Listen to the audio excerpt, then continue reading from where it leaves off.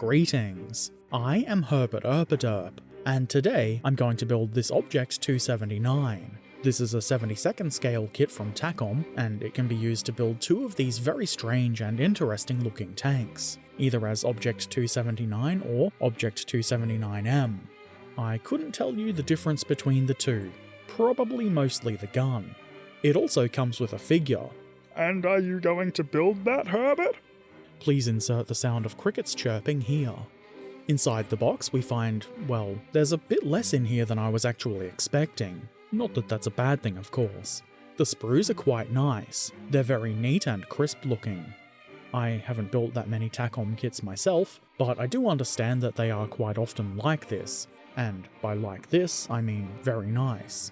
I'm not an expert on objects, 279 or otherwise, so I can't tell you if it's super accurate or if there's any bolts missing or anything like that, but I think it's quite convincingly detailed. When you look at it, you'll be fairly sure that you're looking at an Object 279, or a UFO. The parts are neat, but of course, there are mold lines and some small bits of flash here and there. Nothing that'll make the kit unbuildable, but you will have to do a bit of cleanup work. One complaint I do have about this kit is the tracks. I'm usually fine with link and length tracks, even tiny links like these, but they were a bit annoying. More about that later. In fairness, the parts do look good, and they didn't require much cleanup, which when you are doing 4 runs of tracks is nice. Here's the figure, an NBC soldier, which I suppose makes sense with this tank, though it does seem a bit random. Obviously I've got no idea if this is a crew figure or a random soldier. The figure does look rather nice, and I did initially plan on building it on stream, I swear. But the photo etch and some of the other things got so annoying and took more time than expected, so I ran out of time and didn't build it. Here's that photo etch I mentioned. It looks innocent enough, but looks can be deceiving. I'll complain about this a bit more at the relevant times. Here we have the towing cable, and here's the decals. You get 2 of these little sheets, and it would be nice if they were different numbers for each of the tanks the kit builds, but this is fine too. I'm sure if the lack of markings is really an issue, you could probably find some suitable aftermarket decals. The instruction booklet here looks just like the box, except it's thinner, doesn't have any sprues in it, and is stapled together. I do like that this is an actual booklet with staples. I just find that makes it a bit easier to deal with on the workbench. The instructions themselves are reasonably clear, and for the most part, easy to understand. There was 1 or 2 parts that confused me a little bit, though let's be honest, confusing Herbert is not an especially difficult task. The last couple of pages have painting and marking guides that suggest paint from Ammo by MiG. Obviously you don't have to follow these and you can use any paint you like, but it is nice to have these suggestions as a starting point. There's also some examples of other Takom kits you might like to try. Let us now begin gluing the bits of plastic together. The first thing I do is glue these little doodads on, and I've no idea what they are, but they look like they might be towing points or something. They are a bit small, which makes them kind of fiddly to get into place, and you'll probably find tweezers to be kind of helpful here. There's a pair of these on the rear, and a pair on the front. The front and rear parts are similar, but they are different, so don't mix them up. They're also oriented differently, as you can see, but they go on in pretty much the same way. Then I assemble the track holder things. Struts? I don't know what you would call these. They are easy enough to glue together though, and of course there are 2 of them to hold the 4 sets of tracks this tank has. On the front of it I add this cylindrical thing. This will hold the idler wheels. I had to apply a fair bit of pressure to get this to sit in place properly. Once that's together, I add the suspension swing arms, and these are easy enough to glue on, but we need to make a choice at this point. Up or down. Here you can see the 2 different positions the swing arms can be mounted in. I'm not totally sure what purpose this serves on the tank, but it is something you can do. I've chosen to have my suspension down. Or is that up? Eventually, both of these track support doodads should have 6 swing arms on each side. Then, it's time for wheels, and because there's 4 sets of tracks, there are quite a few of these. They're not difficult to put onto the suspension, though there is quite a bit of play to them, so you'll have to be careful that they're all straight and neat as you can get them. There's not a lot of plastic at these connection points, so they won't take too much pressure. I would suggest being careful with them. Return rollers come next, and there are 3 of these for each set of tracks. They go on about the same as the road wheels, so you may need to nudge them into alignment, but it's nothing too challenging. At the front, I add the idler wheels. They do look a lot like the road wheels, but they are different, at least in appearance. In function, they're pretty much the same. It was a bit time consuming to put all of these wheels on, but it wasn't really difficult. Next, I put together the 2 final drive thingies, which are comprised of 2 parts each. These final drive things will be separate from the rest of the running gear, which will make them kind of annoying. I follow this by gluing the 2 halves of the drive sprockets together. There's keying, which does help line things up, but I would suggest paying attention to them and making sure the teeth line up properly. If they don't engage with the tracks properly, it'll cause trouble later on. I then glue the sprockets onto the drive thingies. There's D-shaped keying here, so in theory, this should force things to line up with the tracks. The fit was really tight here, so I had to apply more force to these than I was really comfortable with. Fortunately though, nothing broke. I set those aside, and now it's time to start putting tracks on.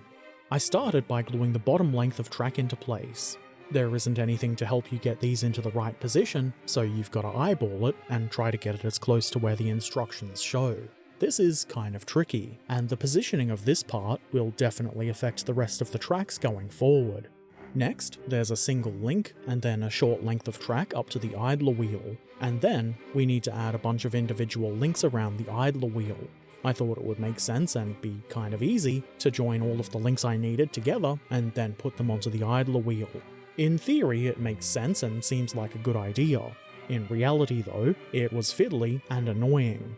I did end up getting the tracks into place, but I wasn't really satisfied with how they fit. I pressed ahead and added the upper length of track. That part wasn't too tricky at all. Then, we need to incorporate the drive sprockets. As I probably mentioned, the drive sprocket part is separate from the rest of the running gear, and because we can't just suspend that in mid-air while we put the tracks around it, there's a little, I guess you might call it a jig, this part at the top. Don't glue this into place or you'll have problems. I add the individual links around the teeth of the sprocket, and it is fiddly, but at least the teeth should hold the parts in place. I did have to trim a bit of one of the track links to get it to fit because the rest of the tracks were a bit too far back, but they did eventually go on. The small size of the links and the fact that they don't really clip together or anything makes them kind of annoying to work with. It's definitely not the worst thing I've tried to build, though the fact that there are 4 sets of tracks instead of 2 did make it feel a bit more tedious. Hold on to your diddly holes, because now it's time for the first bit of photo etch. Little visors for the driver's vision ports. Seems simple enough. There's a little recess on the bottom of these parts that seems like it should sit over the top of the vision ports, but it was kind of hard to tell if the parts were properly engaged. Mostly because of how small they are. I think I got them into place neatly enough though. Then I add this thing to the engine deck. It kind of looks like a feeding trough for a horse or something like that, but I would assume it actually has something to do with NBC protection. There's one for the other side of the hull too, which you'll just have to imagine me gluing on, but I did install it, and you'll see it later. On the rear of the hull, I add a travel lock for the main gun, and this is pretty simple to get into place. This thing, whatever it is, was a bit more tricky to position. There are mounting holes for it, but they're pretty small and don't really lock the part into place, so you've got to be careful that you don't just nudge it back out of place. Again, there's another one of these for the other side of the hull, and you'll have to believe me that I glued that on myself, and it didn't just miraculously appear there. A headlamp goes into place here on the right front of the hull. Not the hardest thing to place, though it did seem to want to face leftward. I forced it to be a bit more forward-facing. How about some more photo etch? A brush guard for that lamp I just installed. This is a bit fiddly, but it was actually the least annoying bit of photo etch in this kit, and I'm pretty happy with how this one looks. Here's a more annoying piece of photo etch. Actually, the photo etch itself isn't too bad. You've just got to bend it around so all 3 points will contact the hull. The aggravating thing was the fact that a little headlamp also has to be glued onto this photo etch. Again, I might simply be incompetent, but I found this really difficult, and it was annoying enough that I ended the build stream for the day. I believe the kids call it rage quitting. It might have been a bit easier to glue the lamp onto the brush guard before bending it. I could have tried that with parts from the second kit, but I didn't, so I don't know. I got the assembly into place and it does look kind of messy, but let's just say it was battle damage. Yeah, that's what it is. Moving on, most of the tank's tools are moulded into the hull, except for this hammer. The instructions weren't especially clear in how this should be mounted, so I just sort of put it wherever. It is in the vague area of where the instructions were pointing, but it's probably not mounted correctly. But it is on, and the crew haven't lost their hammer, so they can still participate in hammer time. There's a single towing cable, and this needs to be cut down to a length of 50mm. If you use some other weird measurement, you'll have to convert that yourself. The loopy cable end bits need to be superglued into place over the ends of the cables, which is a very simple idea. The problem is the cable seems to be just a little bit too thick. It would be a lot easier to slide the loopy thing over the end of the cable if it was of a slightly smaller diameter. I did get it together in the end though. Why not now glue that onto the hull? Fortunately, we can do this with plastic cement and not superglue. Remember those track sets? Yeah, so do I. If you'd built them, you wouldn't forget them either. It's time to add those to the hull. The assemblies more or less just slot into the obvious recesses on the bottom of the hull. The only problem is if you want to apply pressure to make sure the parts are all the way together. The tracks are not strong, and if you press too hard on them, they will break. If you do need to apply pressure, I would suggest using a tool of some sort and using it to press on the central part of the assembly. It's not too difficult if you don't break the parts. Why not then join the upper and lower halves of the hull? This is fairly easy, as you can imagine. I did find it kind of tricky to apply pressure to minimize gaps with my fingers, so I used tweezers. And just like that, we've got one of the most interesting and weird looking tank hulls completed. We can't stop here, because it's turret time. The first step involves hatches, and the commander's hatch has a little internal ring with locking tabs. This is so you can model it with the ability to rotate. I didn't feel a need for that, so I just glued the top part into place. You don't need the inner part at all, unless you want it to be movable. Then, the hatch itself goes into place nice and easily. I then move on to the other hatch, which needs this piece of hinge to be glued into place here. This is, unsurprisingly, followed by the hatch. You could, of course, model either or both hatches open if you like, but clearly I've chosen not to. The instructions did also want some more delicate details to be added at this point, but I figured they would be at risk of being broken, so I left them until later. So now I assemble the gun. This doesn't look like a gun, but it is the mantlet part, so it kinda counts. To this we need to add the front of the light, or the light cover part. The choice is yours. Well, not for my build. For my build, the choice is mine, and I've chosen the covered light. Next, we need to choose which gun to use. I thought the longer one with the interesting muzzle brake detail looked a bit more, well, interesting, and that one comes as two parts. The short end part here goes into the mantlet like so, and then, onto that, we put the rest of the gun. These parts are keyed, so it should all go together nice and neat. You'll have to eyeball it and do a bit of nudging to make sure that it is nice and neat, but that's pretty normal really. While that's bonding, I joined the upper and lower turret parts together. The fit here wasn't that good. I did a bunch of scraping and kajiggering, and there is still significant gappage at the front. It won't be too difficult to take care of with some putty, but it is kind of annoying to have to do so.